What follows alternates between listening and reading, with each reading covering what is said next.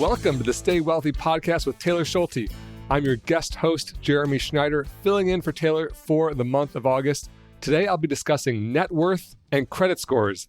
Specifically, I'm sharing what are they and how do you calculate them, comparing which one is more important to your financial health and why optimizing your credit score may be hurting you. If you have wondered how you stack up financially and want to improve these numbers, today's episode is for you. For all the links and resources mentioned in today's episode, head over to youstaywealthy.com/196. This is the third of 4 shows I'm filling in for Taylor. He will be back in September, so if you are sick of hearing me, my reign is almost over, but bear with me. Today, we're discussing 2 very popular financial metrics, credit score and net worth. And I know as a Taylor Schulte listener and a Stay Wealthy podcast listener, you are probably quite financially savvy and you probably know what these are, but I think it's important to dig in and really understand how they're calculated and some of the psychology that goes on behind them, because they can play some tricks on us that can hurt us financially. So let's start with a credit score. What is a credit score? Well, it's a number that ranges from 300 to 850 that basically represents the likelihood that you are going to pay your bills back over time. There's 3 credit bureaus out there, Experian, Equifax, and TransUnion, that basically track all of your debt and repayment transactions, credit cards, mortgages, car loans, things of that nature. And based on those transactions over long periods of time, they create this credit score. Of that range, 300 to 850, the extreme parts of that range aren't generally used much. Like you don't really find someone with an 850 or a 300 credit score. Anything over 740 is generally considered very good. And the benefits of having a higher than 740 credit score are kind of diminishing beyond that. Once you're in the very good range, you're going to be fine. But let's talk about how it's calculated. There's basically 5 main factors that go into your credit score. The biggest, representing 35% of your credit score, is your payment history. That basically means, have you been paying your bills on time? Have you been paying off your loans, or have you not been paying off your bills? And if you're trying to create a metric that predicts if you're going to pay off your bills, have you paid them off in the past, is a pretty good indicator. The second, representing 30% of the credit score, is the amounts owed. So if all your credit cards are maxed out and you're borrowing more and more money, that's going to hurt your credit score. If you have a lot of room underneath your credit card limit, that's going to help your credit score. The next feature is, representing 15% of your credit score, is length of credit history. If you open up your very first credit card a week ago and there's very little data to go off of, even if you've never missed a payment, that's still not going to be a great credit score because there's not a lot of history there. So 15% represents the length of credit history. The longer, the better. And this is usually calculated as the average length of credit history. So if you have one very old card and then you open up a new credit card, for example, that could actually cut your credit history in half, because now your average credit history might have gone from like 10 years to 5 years if you have a 10-year-old card and a brand new card. The next, representing 10% of your credit score, is credit mix or number of accounts. If you just have one bank or one car loan, and that's the only time you've ever borrowed money, and you've never had a credit card, you've never had a mortgage, you've never had a student loan, anything like that, again, it's kind of less data for the credit bureaus to go off of to give you a score. But keep in mind, though, that's only 10%. Obviously, the biggest chunk is still, have you made bigger payments in the past? And then the last 10% is new credit inquiries. If you apply for a whole bunch of new loans all at once, that can actually hurt your score, because it might indicate that you are about to get in over your head with debt or about to skip the country or something like that. And so actually applying for new loans can temporarily decrease your score. So all this combined, basically how you've been using debt and making payments over time, results in a score between 300 and 850. Then how is this used? Primarily, it's used by banks and lenders who are going to offer you lines of credit, like a mortgage or a loan or a credit card. And it can affect whether or not you're approved, and it can affect what rate you receive. So for example, if you apply for a mortgage, the mortgages are obviously very, very big loans. And so they look at more than just your credit score. They look at your income and your other debts and all sorts of things in your financial life. But your credit score could impact the rate that you pay. More and more, credit scores also can be used by non-purely lender purposes. Things like apartment applications or job applications or even rates for auto or other types of insurance. Those organizations can look at your credit score to basically find out if you're a generally upstanding citizen. And so based on all this, as much as I'm not a huge fan of burying yourself in debt, because I'm not, maintaining a solid credit score is kind of a reality of participating in the modern American economy. All right, that's credit score. Now let's talk about net worth, because we're going to compare and contrast credit score and net worth, because these are kind of competing financial metrics, in my opinion, and there's often misplaced focus on the two of them. So let's talk about net worth. Net worth is a relatively simple metric. It basically means how much money you have. And net means it's the net of all of your assets minus all of your debts.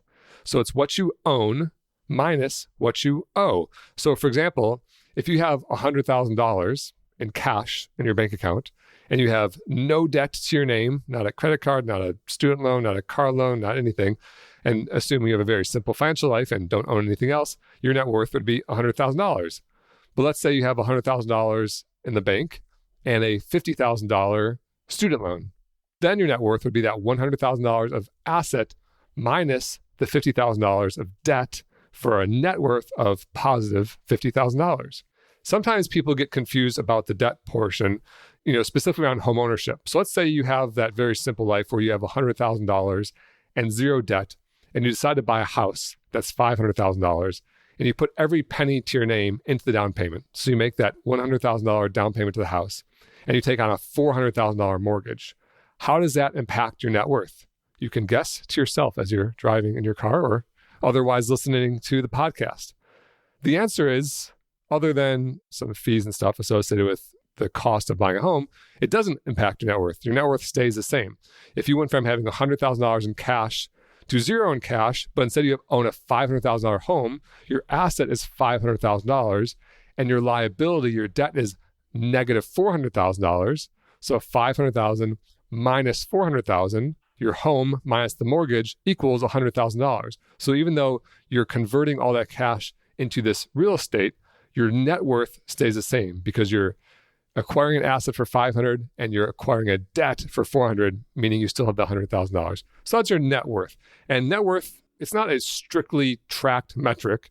There's no one out there that's really keeping track of your net worth other than you.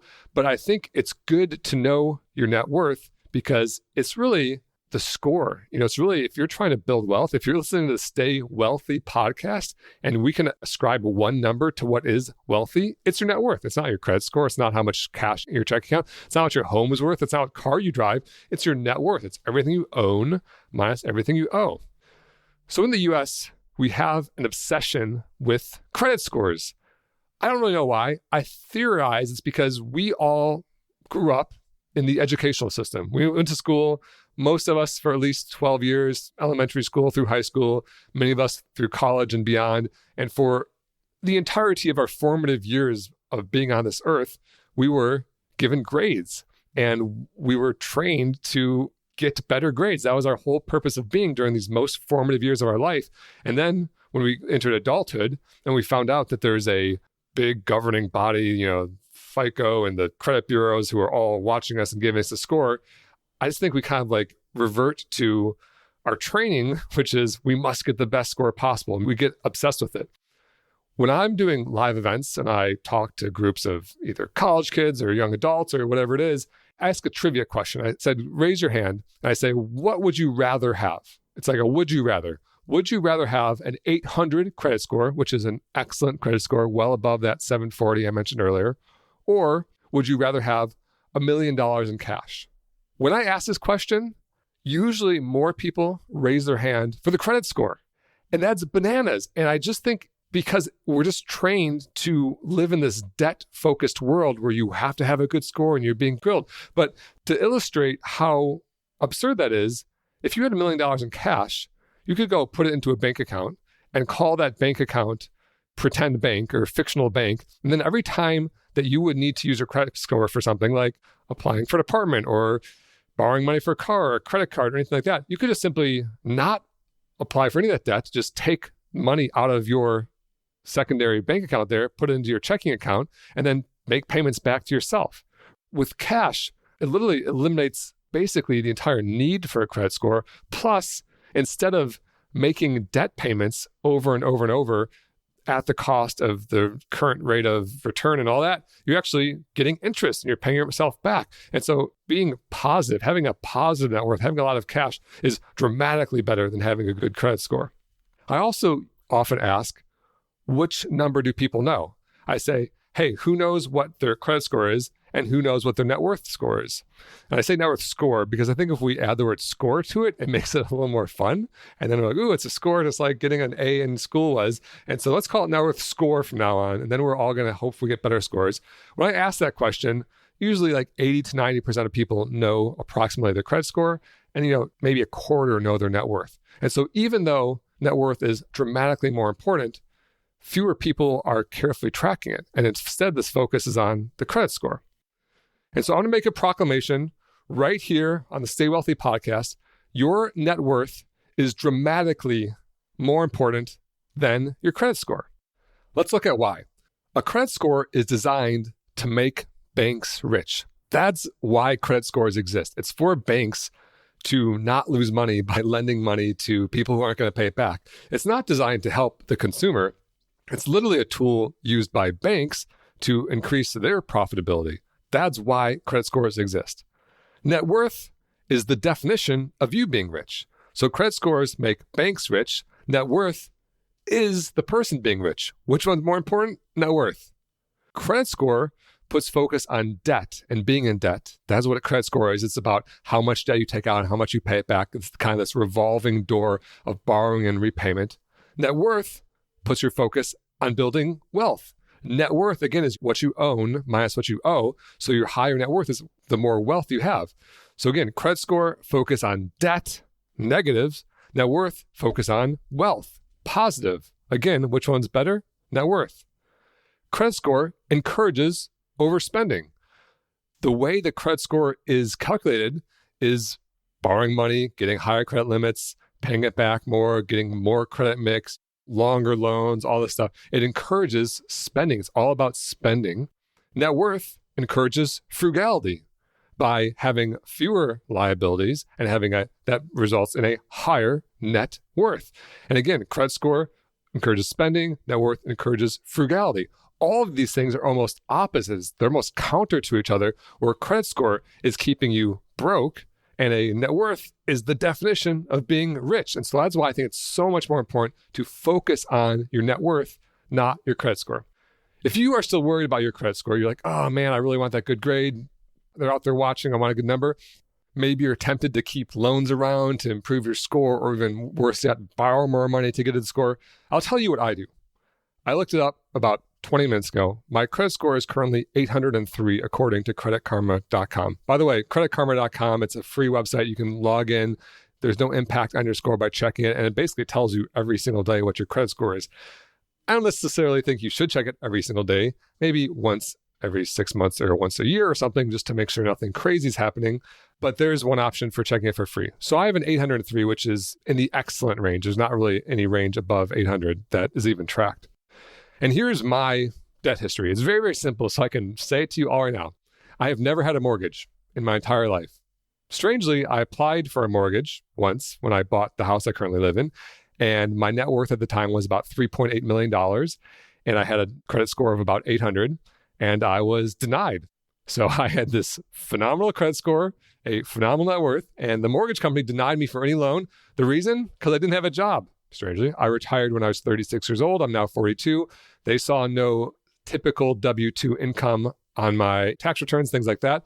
Instead, my wealth now is from investing and creating businesses and things of that sort. And so the mortgage company just didn't fit into their box. They didn't offer me a loan. So I just bought my $700,000 home in cash. It was fine. It's great because now I don't have to make payments to the bank, and it just kind of shows where bankers' incentives are. So back to my credit score. I've never had a mortgage. Only one time in my entire life have I borrowed money for a car. It was about a 3-year period in my mid-20s, and that was paid off about 15 years ago. I borrowed $5,000 and paid it off over the course of 3 years.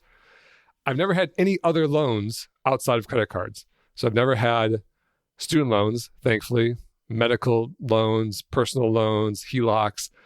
The only thing on my credit score ever was a 3-year auto loan 15 years ago and exactly 2 credit cards. I keep 2 credit cards. The first credit card I keep is my oldest card. Because length of credit history calculates into your credit score, I never close my oldest card.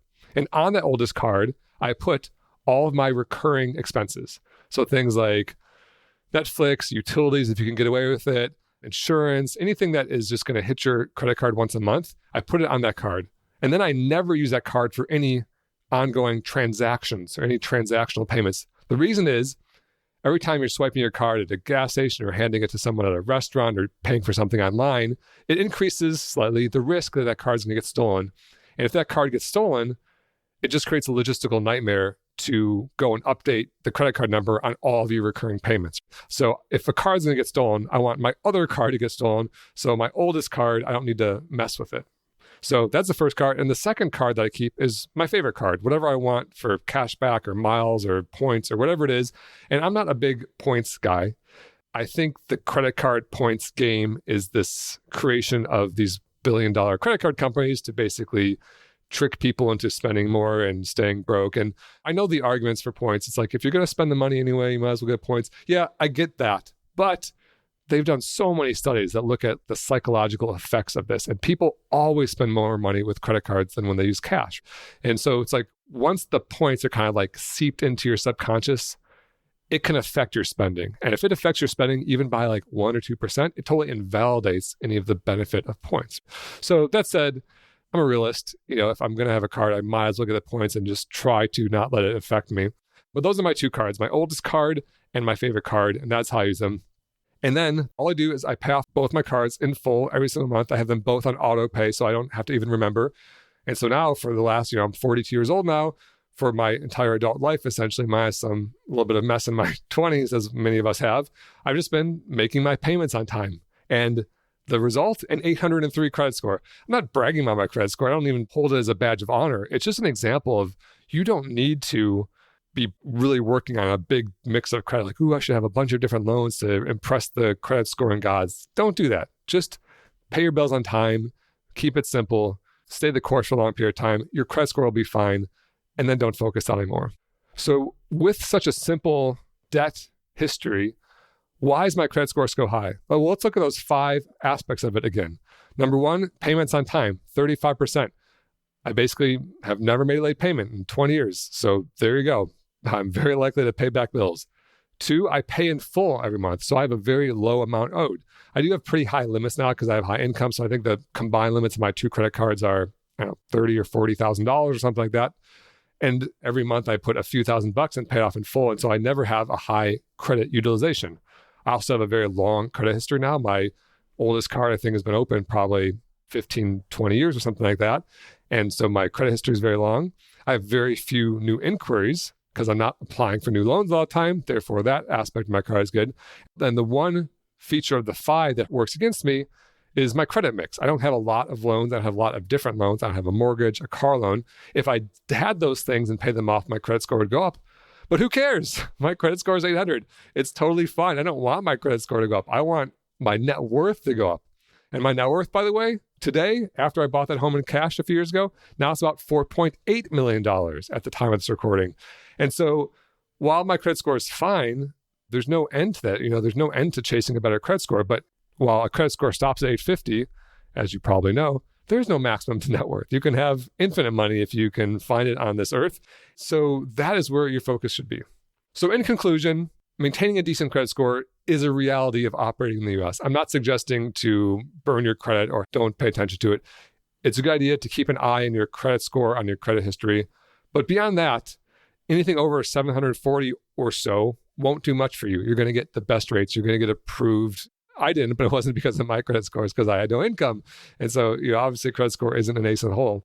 But yeah, anything over 740 isn't going to do much for you. There's limited returns after that, diminishing returns. And just do a few minimum best practices. Pay your bills on time, keep your oldest credit card open, but otherwise don't focus on it. Do focus on saving and investing, lowering your expenses, increasing your income, investing the difference. That's how you increase your net worth, not by playing the game of banks, not by this rotating door of getting in and out of debt. It's by spending less, earning more, investing the difference. As I say always with my 2 rules of Personal Finance Club, rule number 1 is to live below your means, spend less money than you make. And rule number 2 is invest early and often. That's how you increase your net worth. That's how you get rich.